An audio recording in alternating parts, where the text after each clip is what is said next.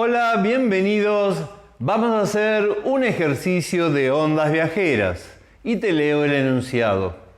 Determine la amplitud, frecuencia, longitud de onda y velocidad de propagación de una onda armónica que se propaga a lo largo del eje X respondiendo a la ecuación f de t y x igual 3 centímetros por el coseno de 5 segundos a la menos 1 por t menos 10 centímetros a la menos 1 por x. Y b, en t igual a 4 segundos, ¿cuál es la elongación de un punto que se encuentra a 2 centímetros del origen? Bien, acá tenés un ejercicio súper sencillo que lo único que busca es que te familiarices con la ecuación de la perturbación en una onda viajera. Te recuerdo que se la llama onda viajera porque describe no solamente la variación respecto del tiempo, sino también el estado punto por punto a lo largo de la trayectoria.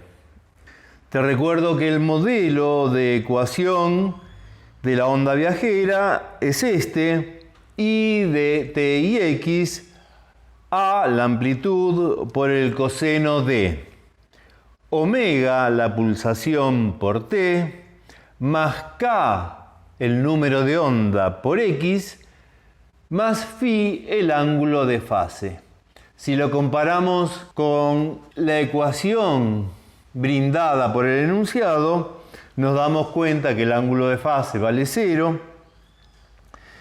que la amplitud vale 3 centímetros, que la pulsación vale 5 sobre segundo y que el número de onda vale menos 10 sobre centímetro.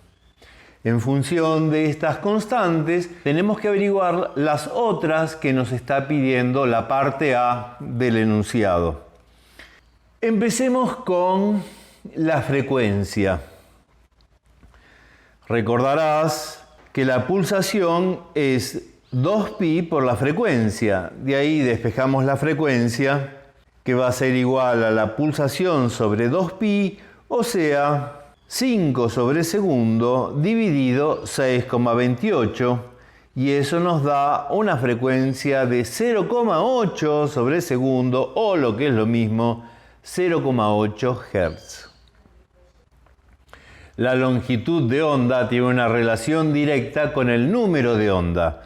Recordad que el número de onda, o sea, los 10 sobre centímetro, es igual a 2pi sobre lambda. De ahí despejamos lambda y obtenemos que lambda es igual a 0,628 centímetros. Y por último, la velocidad de propagación. El principio fundamental de las ondas nos dice que la velocidad de propagación es igual a la frecuencia por la longitud de onda. Y ya tenemos ambas, o sea, 0,628 centímetros por 0,8 segundo a la menos 1.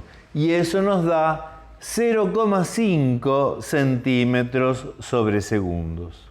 Pero también podríamos haber operado de esta manera. Si en lugar de expresar la longitud de onda y la frecuencia, como lo acabamos de hacer, para averiguar sus valores, lo expresamos en función de la pulsación y el número de onda, ¿qué nos quedaba? 2pi sobre el número de onda por pulsación sobre 2pi. Ahora 2pi se cancela, aparece en el numerador y en el denominador, de donde la velocidad de propagación la encontramos directamente haciendo pulsación sobre número de onda. Es una relación importante que siempre la tenés que tener a mano.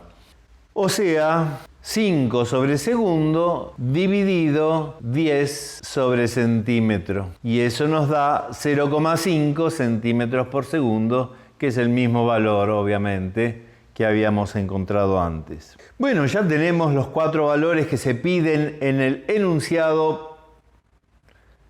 Recuadrémoslos para mostrarlos. Ahí tenés la amplitud, la frecuencia, la longitud de onda y la velocidad de propagación. Vamos a la parte B. La parte B es simplemente que uses la ecuación horaria, que acordate que depende de X y de T. Bien, donde dice X pondremos 2 centímetros y donde dice T pondremos 4 segundos. Entonces, la función para 4 segundos y 2 centímetros será igual a 3 centímetros por el coseno de 5 sobre segundo por 4 segundos, menos 10 sobre centímetro por 2 centímetros. O sea, 3 centímetros por el coseno de 20 menos 20. O sea, 3 centímetros por el coseno de 0. El coseno de 0 vale 1. De modo que la perturbación en ese instante y en esa posición valdrá 3 centímetros. Como viste, era hiper sencillo, pero es necesario que tengas presentes todas esas relaciones entre magnitudes y que las sepas usar. Te agradezco mucho la atención y nos vemos en el próximo video.